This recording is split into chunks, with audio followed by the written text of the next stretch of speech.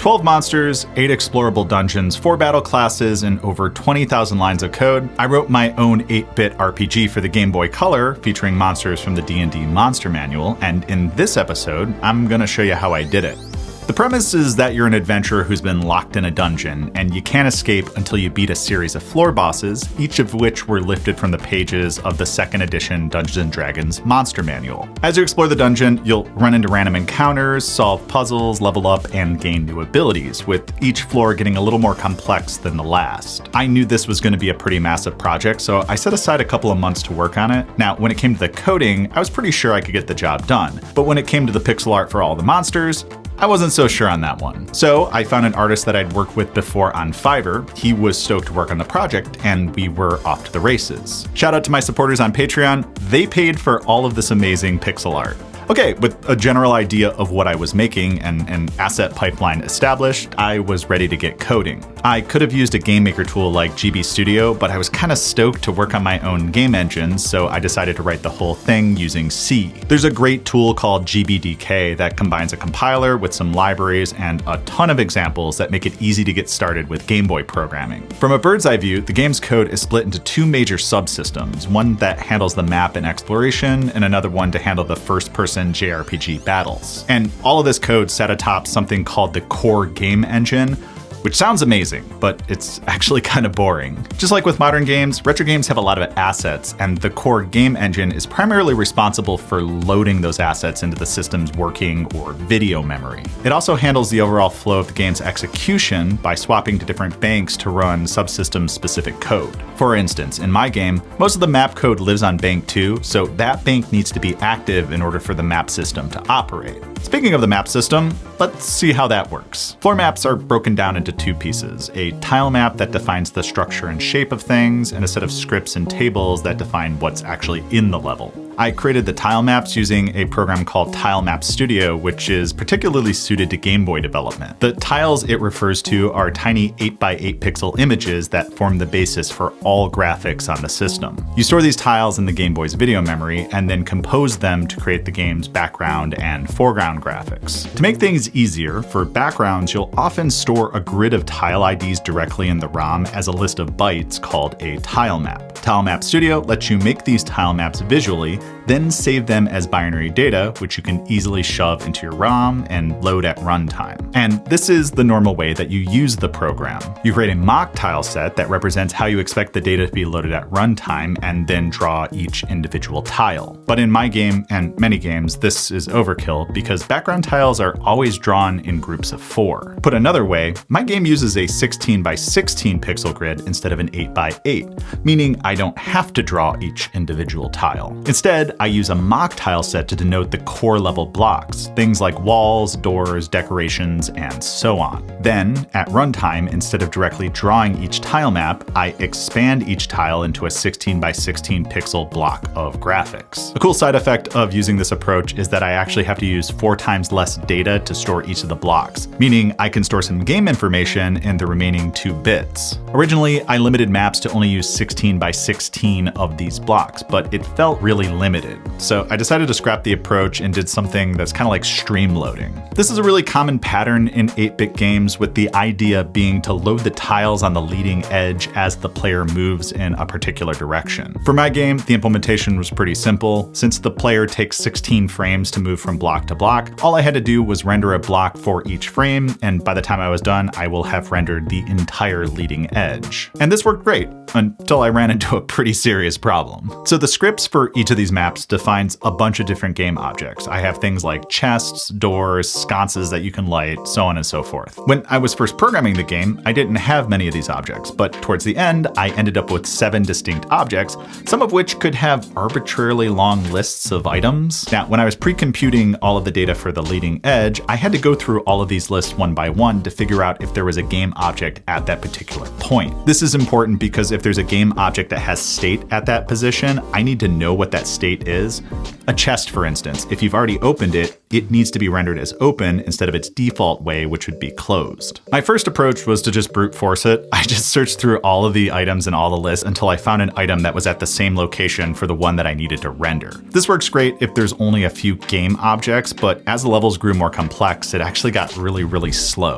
The issue here is that I needed to compute the data for each position in the buffer between frames. And if I was going through every single object in the level for each of those buffer tiles, it would just be too slow. What I really needed was an interface that I could give some map coordinates, and it would tell me if there was any objects at that position in the map. What I needed was a hash table. Technically speaking, what a hash table does is take a bunch of information, like a string or some map coordinates, and map it down to a single integer that can be used as an index to an array. As long as the hashing function, which takes the large amount of data and produces that integer, is fast, then accessing and setting data will also be fast. A good hashing function will evenly distribute the numbers it generates across each of the entries in the table, and will choose different numbers even if the input values only change a little. But unless you know all of the data up front and do the mappings by hand, no hashing function will be perfect, meaning you'll have collisions. There are a lot of ways to handle this, and for my implementation, I chose to use buckets. Instead of storing the game objects directly in the table, each entry is a linked list that stores a bucket of objects, meaning when I need to look something up, I may need to rifle through the bucket to find the exact object I'm looking for. But that takes way less time than going through all of the objects in the map.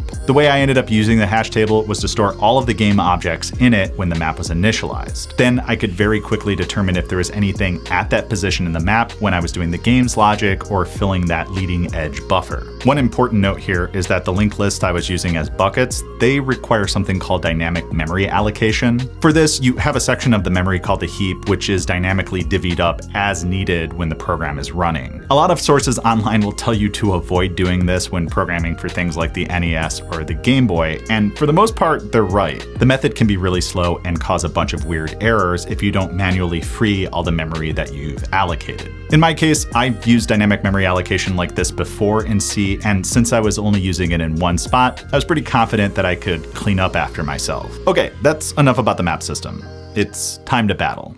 The battle system was just as complex as the map system, but in an entirely different way. The code has three main parts: a menu system to select the actions and items, an encounter model to manage the flow of battle and execute various routines, and a display area for the monsters and animations. Having this all decided up front made things a lot easier because I could give all of the technical information to the artist so he could get working, and I could just code everything using placeholder graphics. Compared to the monster layouts, the code to handle the cursor and menu stuff was really complicated, but it was kind of mundane. The most direct way I could think to implement things was to use a giant state machine that combined the state of the menu with all possible cursor positions. There are three big modes that you can be in when selecting items or moving the cursor: the main menu, where you select the top level action, the submenu, where you select abilities or items, and a monster select mode, which is enabled when a monster needs to be selected as the target of an attack or an ability. This turned out to be really tricky because you had all these different places where the cursor could be, but only some of them were valid based on the state of the menus. The item menu in particular could change dynamically, like if you used your last potion, and it used the same background real estate as the abilities, meaning I had to swap out the tiles as needed depending on the state of the menu. Two big things here. First, I ended up storing the text for all of the items and abilities in two big multi-line buffers. This way I could settle the text during battle initialization and copy it over really quickly in between frames. Second, I used an interrupt to switch between the main menu and the submenu.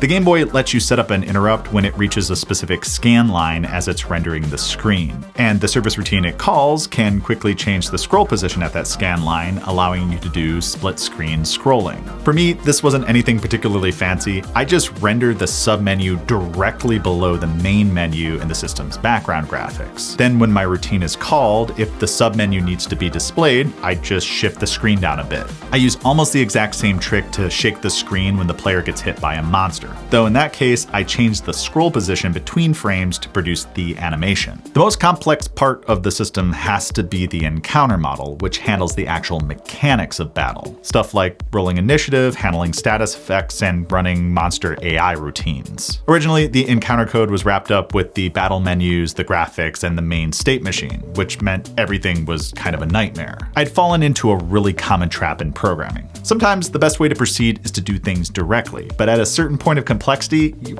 really need to separate concerns. There are many ways to do this, and I chose to use the model view controller pattern. In this pattern, you start with a model. In this case, the encounter system, which keeps track of what's going on in a battle. Next, you have the view, aka the graphics on the screen. The view's job is to visually communicate what's happening inside the model. This can be via text, animated graphics, or even stuff like sound effects. Finally, you have the controller, which orchestrates the two and handles the logic for the system at a core game loop level. By separating concerns like this, the code became a lot simpler and, more importantly, easier to debug. Have you ever tried to debug a 25,000-line program for a 40-year-old system?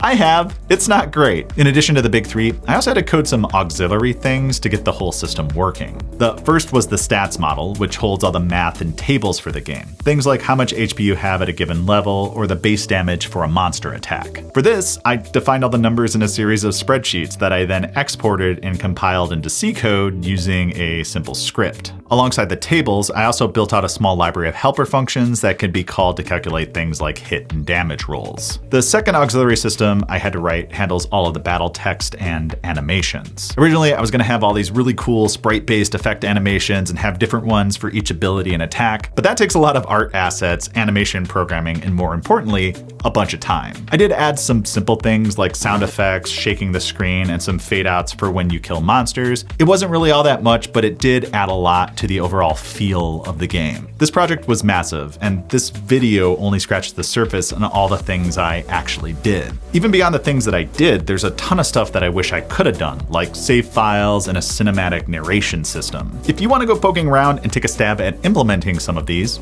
knock yourself out. The source code and art is available on GitHub and freely usable under the MIT license. But if you're having trouble understanding some of the data structures and algorithms that I use for the game, you can find out more about them using this video's sponsor, Brilliant. With Brilliant, you'll learn by doing. They have thousands of interactive lessons in math, data analysis, AI, and programming. These lessons help you develop real critical thinking skills and teach you how to understand and work through problems instead of just memorizing solutions. One of my favorite things about Brilliant is that it helps you develop a daily learning routine. Math and programming are really big topics, and you can't learn them all at once. But with Brilliant, you can develop solid habits that help you learn at a steady pace and really get a deep understanding of these subjects. Their programming courses are particularly awesome, with lessons that help you learn essential coding elements and how to really think like a programmer, which is kind of important if you want to program a retro RPG. To try everything that Brilliant has to offer free for a full 30 days, visit brilliant.org/NESHacker. You can also scan the QR code on the screen or click the link down in the description. If you do, you'll get 20% off an annual premium subscription.